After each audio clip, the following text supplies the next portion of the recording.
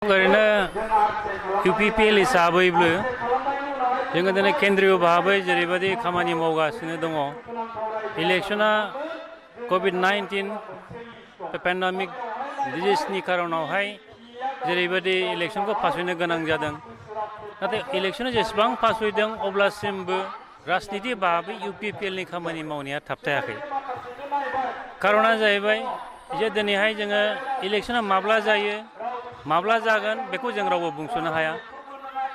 जे सारा माने मुलुगनाङैनो जाय कर'ना भाइरासनि खारनाव इलेक्शनखौ फासयनो गोनां जादों, बेखौ जोङो खुब गोथौयै बिसार खालामदों जे गमामायै सरकारा कर'ना भाइरासनि खारनाव जाय इलेक्शनखौ माने थाबैनो खुंनो हानांगौब्लाबो खुंनाय जायाखिसै।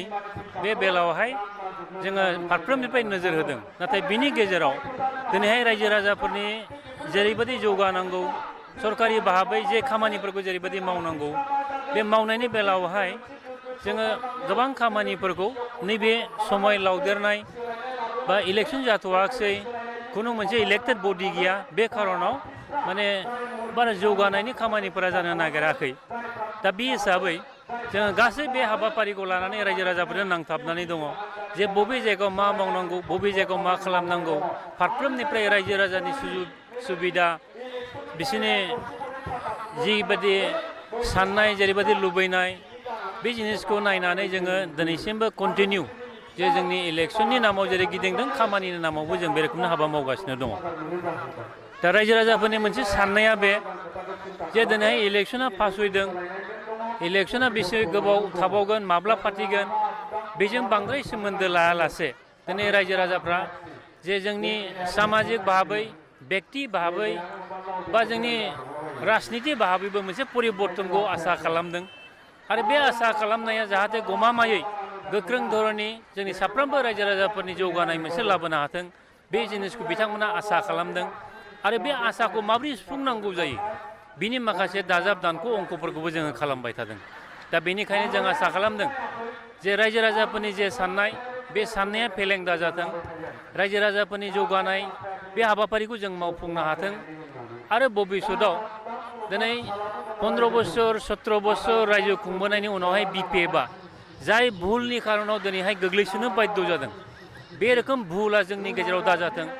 इउपिपिएल हिसाबै जोङो रायजो राजाफोरनि अननायखौ जेरैबायदि मोनदों, अननायखौ जोङो होफिननो हाथों, बिथांमोननि थाखाय जोङो उपकार खालामनो हाथों, बे जिनिसखौ नोजोर होनानै जों खामानि मावबाय थादों। दा गुबै बाथ्राया नैबे जे दिनै हाग्रामा महिलारि दैदेननाय बिपिएफ पार्टिया जे थांनाय 15 बोसोराव जेरैबायदि मावनांगौमोन बेखौ मावबोनो हायाखिसै, बेखौ जों बयबो बुंथिलायदों। दा बयनिख्रुइ दुखुनांथावसिन बाथ्राया जाहैबाय थांनाय 27 तारिख जानुवारियाव जे सुक्ति खालामदों, बे सुक्तिखौ बिथाङा लानानै जोंजों माने गोरलै गथ'नि गेलेनाय बायदि गेलेनानै रायजो राजाफोरखौ थगायनो नागिरगासिनो दङ। दा बेखौ रायजो राजाफ्रा दिनै गासै मिथिजोब्बाय जे सुक्ति खालामनाय आरो बे दफाफोराव जे बर' जातिजों लोगोसे समस्त बिटिआर ओनसोलनि मोनसे जौगानाय फैयो, बे जिनिसखौ जे बोरै मावफुंनांगौ मावफुंनाङा बे दफाफोरा थाखायो होननानै मिथिखाबाय दिनै रायजोफ्रा। दा बे जिनिसखौ गैया होननानै बुंदोंमोन गेजेर खन्द'आव, नाथाय सरकारा दिनै फारि फारि बेखौ मावफुंगासिनो दङ दफाफोरखौ।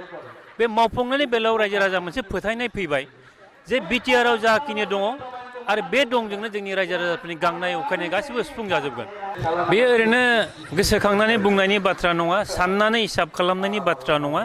बेयो रायजो राजाफोरनि सान्थौखौ नायदों, रायजो राजाफोरनि सिन्था धाराखौ नायनानै रायजो राजाफोरनि जे मददखौ जों मोननो हादों, बे हिसाबखौ नायोब्ला क'क्राझार जिल्लानि 12टा सिटआव बिपिएफआ 0 जागोन।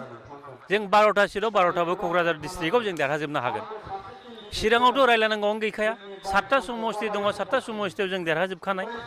बाक्सानि 11टा समस्ति दङ, बाहाय खमब्लाबो जोङो इउपिपिएल हिसाबै 7टानिफ्राय 8टा सिटखौ जोङो जेरैखिजाया दखल खालामगोन। बाहाय बिपिएफआ मोनसेबो मोननाय नङाबो जानो हागौ। उदालगुरियाव 10टा सिट दङ, बे 10टानि गेजेराव जोङो 8टाखौ दिनैसिम धराबान्दा हमनानै लादों। दा बे हिसाबै बाहाय बिपिएफआ बबेबा मोनसेयाव देरहाफ्लांगोन, नाथाय गुबुन माने हान्जा दिनै बिजेपिनि बाथ्रा दङ, बिथांमोनाबो मोनसे मोननै देरहानो हागौ। दा बे हिसाबै नायोबा माने बिपिएफ हान्जाया गासै बे 40टा समस्तिनि गेजेराव खुब आसा खालामथारो होननानै बुङोबा 3 बा 4 सिट देरहानो हागोन, बेनि बांसिन बिथांमोना सिट देरहानो हाया।